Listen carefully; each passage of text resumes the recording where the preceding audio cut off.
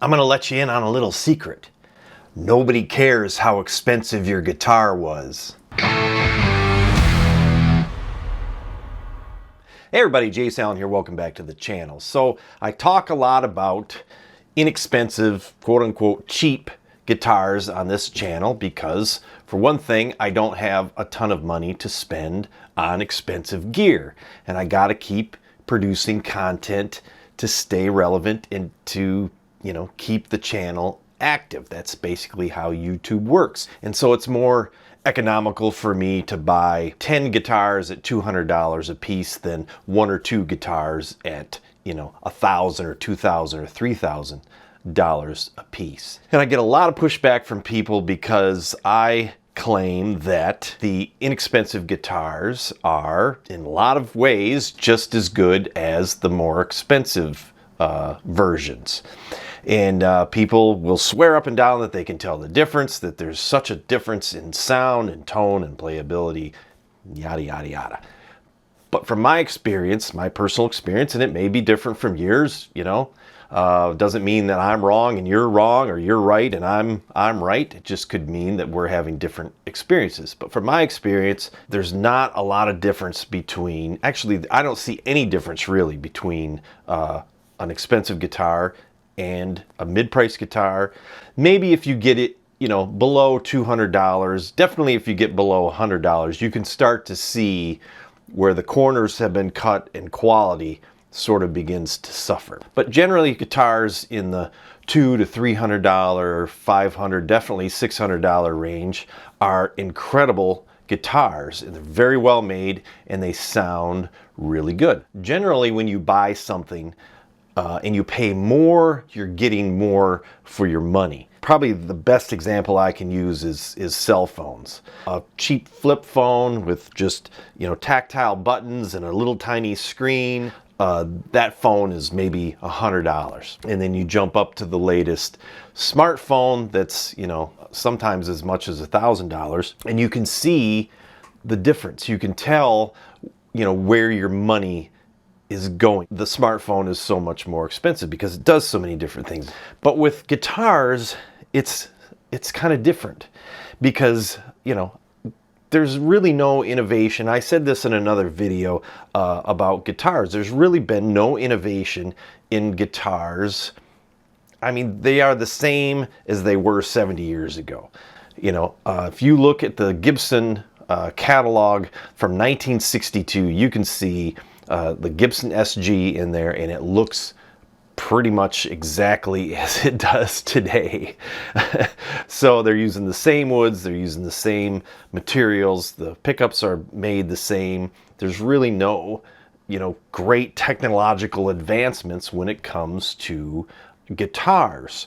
And a guitar that costs $200 is pretty much the same as a guitar that costs $3,000. And that's because there really isn't anything you can do to make that guitar worth more, aside from putting, jewels on it or, gold inlays or something like that. There's, it's just a bunch of wire wrapped around magnets and a couple pieces of wood joined together and, some metal parts and some strings. And that's pretty much all a guitar is. So what it comes down to as far as cost goes, obviously if you pay for a guitar that was made in the United States, you're going to pay more because the labor costs here in this country are a lot more than they are in other countries. That's why brands like Fender and Gibson have their sort of Spartan brands of Epiphone and Squier, and they manufacture them overseas. And they also have, dealers that they gotta go through, and they have a lot more overhead. So it's easy to see why the guitars cost so much more. And then when you talk about, inexpensive guitars made overseas, made in China, they sell direct to the consumer on either a website like Firefly does or through Amazon. And there's no dealers, there's no middlemen. They're just selling direct. So they don't have to have a huge markup, and the labor costs in China are obviously very low. So, but as far as the guitar itself, there's not a lot of difference. And so then it becomes, what's the point of buying the expensive gear? Well, there's a lot of heritage involved. There's a lot of marketing involved, and people have the mindset that Fender and Gibson equal quality, and made in the US equals quality. And if you spend more for a guitar, you're getting more guitar. But that's really not the case. So the sort of moral of this story, and sort of the message that I am sort of promoting, is that nobody really cares how much your guitar costs. If you're playing in a band and you ask, 10 random people in the audience what guitar you're playing, they might just say Fender or Gibson, because those are the only two guitar brands that they know. Even if that guitar isn't a Fender or a Gibson, they might call it a Fender or a Gibson, and they're probably not going to have any idea what you paid for that guitar, nor do they care. All they care about is sitting in the audience and maybe listening to some good live music. But, if you're playing an inexpensive guitar, or even a cheap guitar, you shouldn't feel any shame for using what you can afford and using what you like. At the end of the day, it's about creating music, and the price of the guitar really doesn't matter, and the name on the headstock really doesn't matter. And so what I would tell people is maybe focus on what I consider the mid-range price guitars, which I kind of think of as $250 to $300 to maybe as much as $600. In that price range, especially if you're buying like a Squier or an Epiphone, you're going to get a really, really good guitar. And if you go with the Squier or Epiphone brand, you're going to get a guitar that is, for all intents and purposes, a Fender or a Gibson. I know this is a raging debate among the guitar community still. I have no idea why it's still going on after decades, that somehow Epiphone and Squier aren't as good as the Fender and the Gibson guitars. And people don't even consider Epiphone a Les Paul or an SG. They're not really a Les Paul. Just like Fender, Squier isn't really a Stratocaster, even though it says Stratocaster right on the headstock, and it says Squier by Fender. So it's really, for all intents and purposes, a Fender Stratocaster. I don't think you can get much closer to the real deal than a Squier or an Epiphone. And so that leads me to today's review, and that is of this guitar here that I got from these folks here, Running Dogs Music, out of Broken Arrow, Oklahoma, outside of Tulsa. Really great small mom and pop guitar store. I'm going to talk more about them in another video, but I got this from them. This is a used, this was on consignment at their shop.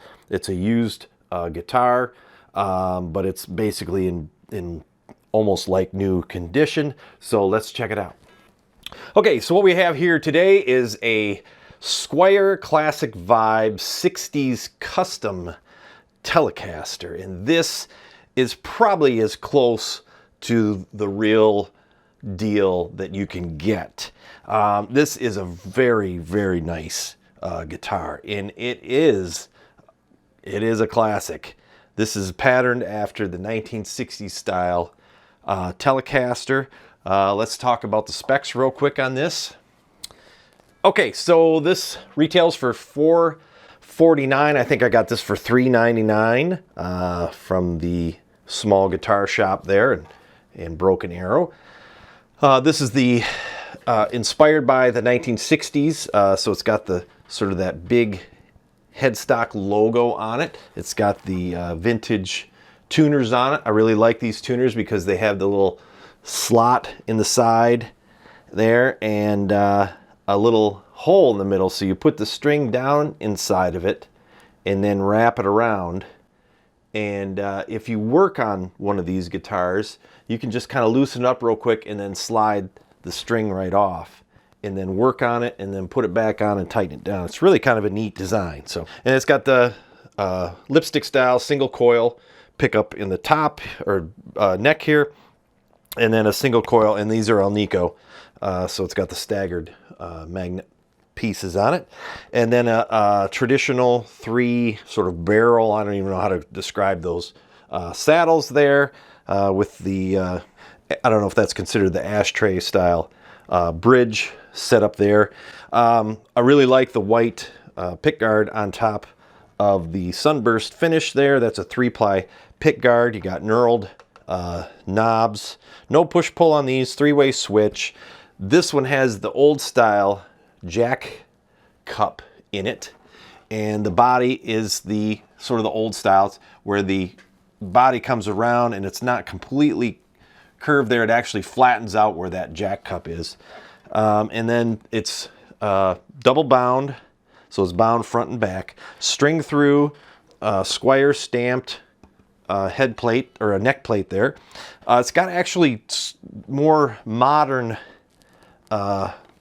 strap buttons on it. So I don't know if that was done after the fact. Maybe it was.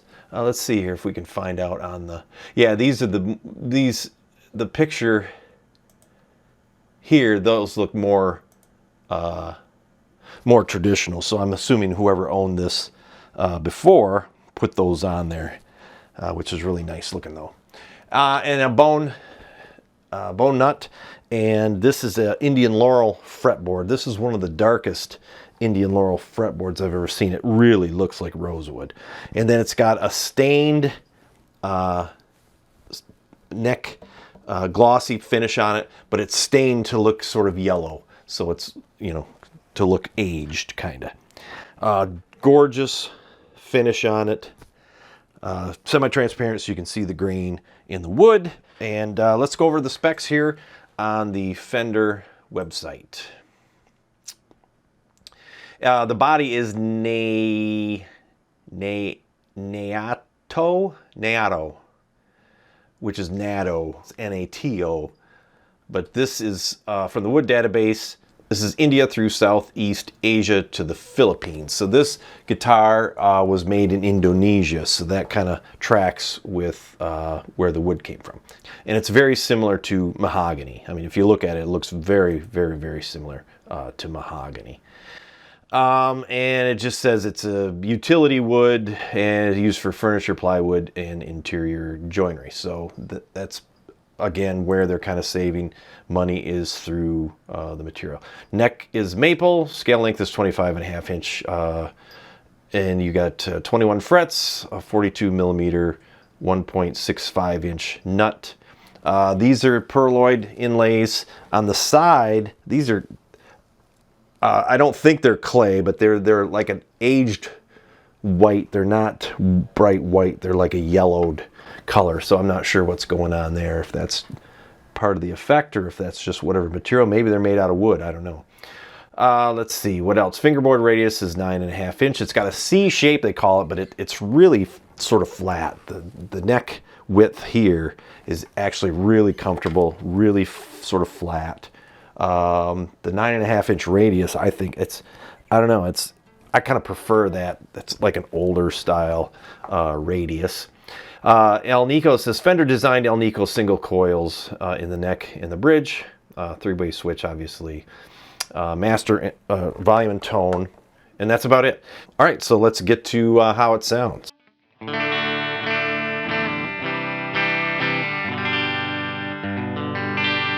Okay, that's the bridge pickup.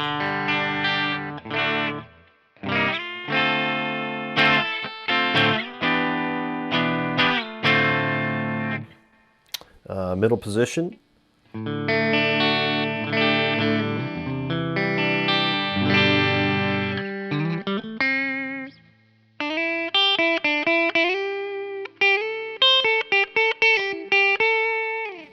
And the neck position.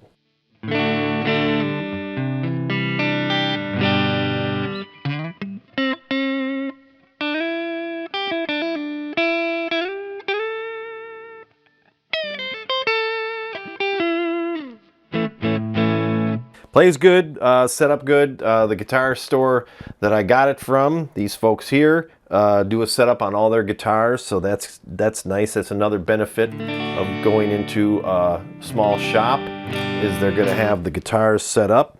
Action on it is pretty good. I would probably lower it just a tad bit more, but it's not terrible. And so let's see. All right, so now we got a little bit of distortion on here.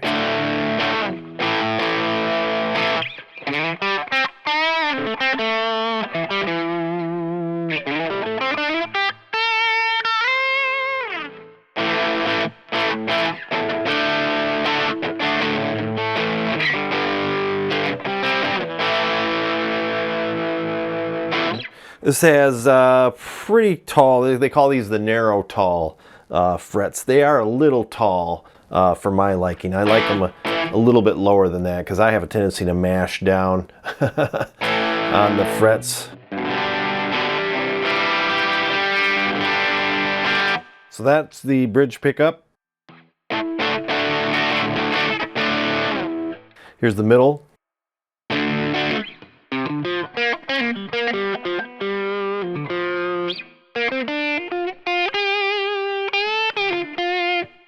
And the neck pickup.